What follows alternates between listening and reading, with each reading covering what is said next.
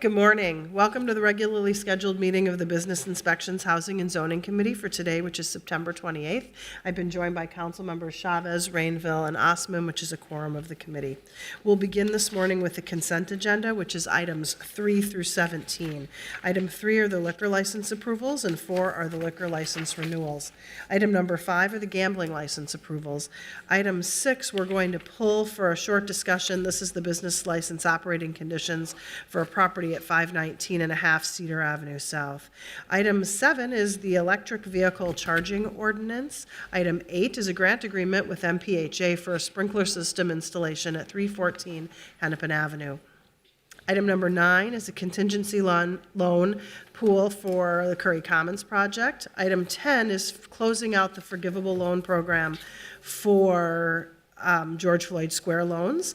Item 11 is exclusive development rights for Minneapolis Homes. This is the property sale program. This is authorizing the rights to Wilson Molina, Twin Cities Development Corporation, and Jericho Construction. Item 12 is exclusive development rights for Neon to negotiate a portion of 2103 West Broadway and the entirety of 2114 23rd Avenue North. Item number 13 is unwinding of the Common Bond Fund financing for the Huntington Theater Trust. Item 14 is a comp plan amendment and future land use guidance at 1924 East 26th Street.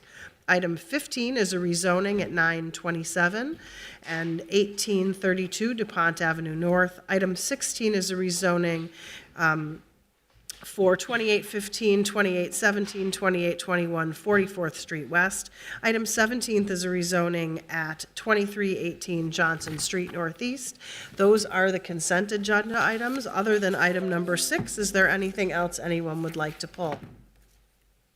Seeing none, I'll move the consent agenda without item 6.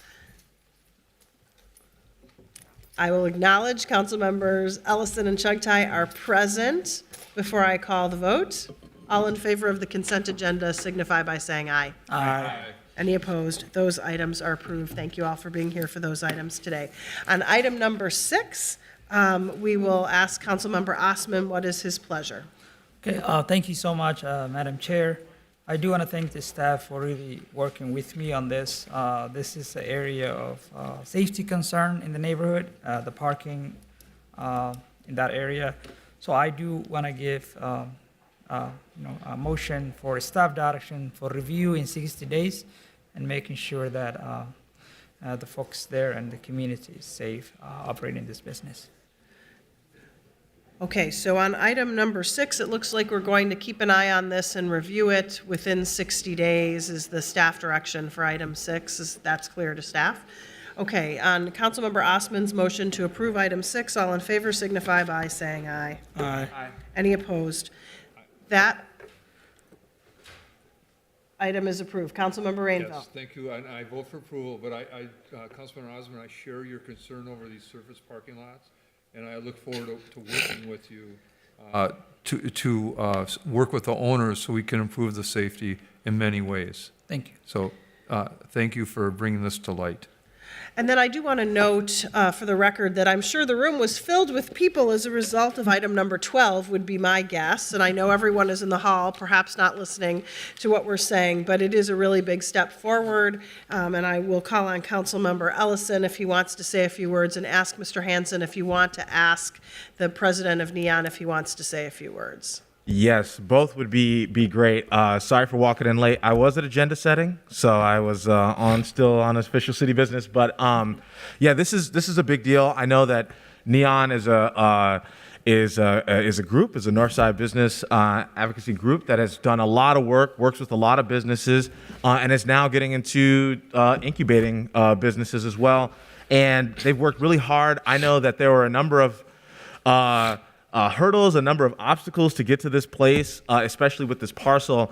And I really appreciate the fact that Neon has been diligent and in their self-advocacy and also in their vision for what they want to bring to the North Side. And so just wanted to speak on that. And I see that we've got Warren McLean here and just wanted to give him the floor if he's got anything to say about the item.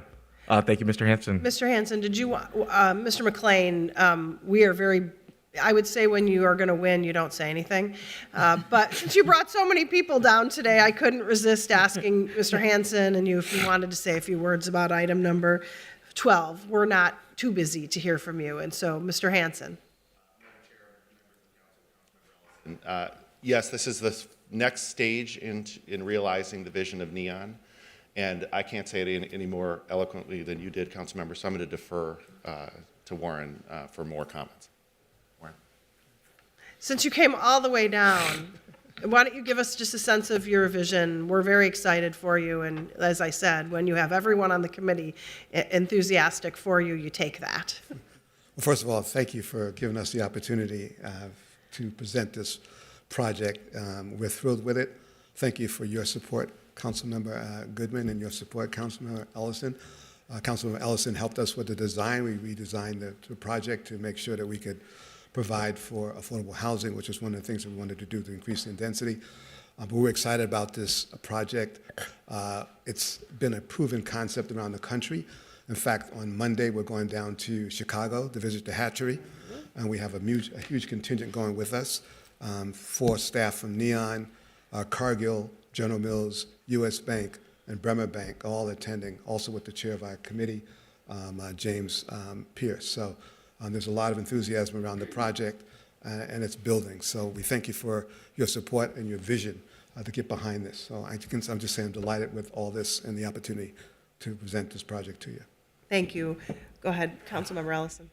Thank you, Mr. McLean. And I just wanted to add that, you guys overcame a lot of skepticism, including from me. And so I really appreciate the fact that you had really clear vision for what you wanted on the corridor, and you went for it, and you advocated, and I think it's going to be an incredible project. So thank you so much. Thank you. And it's good you're going to Chicago. As I shared with you, I've been to that site and toured it. And I wondered why no one was doing something like that here, and I think it's great when you see it, and I'm sure you have. It's really an impressive endeavor in a very challenged part of town that no one thought could actually become what it has become. Not that we're in a challenged part of town here, but in Chicago, that's fairly far west where this project is located. And I think you'll really be impressed. If we can come close to what they have, it would be very impressive. Well, we are excited. We think we have the opportunity to maybe not totally match it, but we think we will. Great, thank you. Is there anyone else you wanted to say something? Great, thank you. It has already been approved. I didn't want you to come down for nothing. Thank you for all of your hard work. Thank you so much. I'm so sorry. Councilmember Chavez. Thank you, Chair Goodman. Just want to touch a little bit about number 14. Just want to take some time to thank the folks from Little Earth that came here today as well. This helps mark the beginning of a process for my friends at Little Earth to be able to create an agricultural innovation hub to address the health inequities in our community and the ability to grow produce and fish year-round, all while also helping the development of young people in East Phillips, specifically in the Little Earth area. So I know right now they employ 37 youth seasonal jobs that help support the young people of Little Earth. I know that Chad was here, he's outside right now, but just want to thank him for his dedication. There's been many obstacles throughout this entire process, and he's stood here working really hard to make sure that this can get to the part where it's at right now. We have great partners from the U of M that have helped with the employment program, SHIELD, who's the partner of helping with this Innovation Hub project in Little Earth, and then the residents, Little Earth Residents Association, who's been helping out and is the main person of this project. So I just want to show my appreciation for them. But also wanted to give a big shout out to Councilmember Goodman, Chair Goodman, who took on this project here as a council member of an area that she doesn't represent, but it shows her dedication for the city, that we all have to work together to address the inequities impacting our city of Minneapolis. And she was willing to help my community in a time that was very difficult.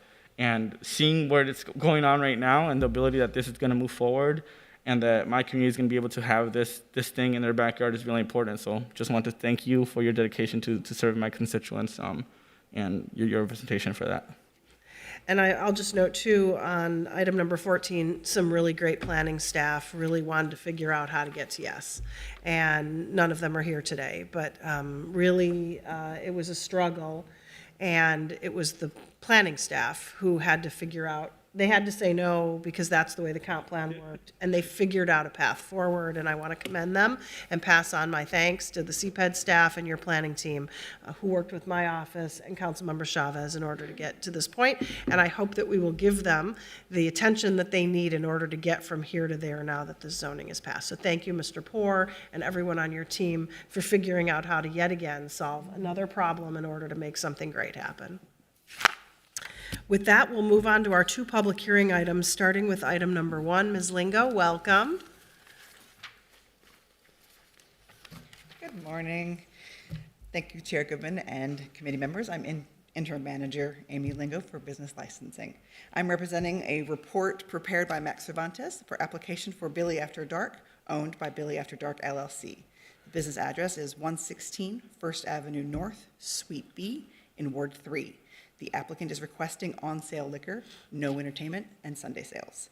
The hours of operation will be 6 p.m. to 12 a.m., Wednesday through Sunday. They have indoor seating for 122. On September 7th, public hearing notices were sent to residents and property owners within 450 feet. Notices were also sent to the North Loop Neighborhood Association, the Warehouse District Business Association, and Councilmember Rainville. We received no comments. Licenses and Consumer Services Division recommends approval for on-sale of liquor, no entertainment, Sunday sales for Billy After Dark. This concludes my presentation. At this time, I'll stand for any comments. Thank you. Are there any questions for Ms. Lingo on item number 1? Seeing none, I'll open the public hearing on item number 1 and ask if there's anyone here to speak to this issue. Anyone? Seeing none, I'll close the public hearing. Councilmember Rainville. Thank you, Madam Chair. I move approval of item number 1. Item 1 has been moved for approval. Further comments or questions? Seeing none, all in favor signify by saying aye. Aye. Any opposed? That item is approved. We'll move on to item number 2. Ms. Dvorak, welcome.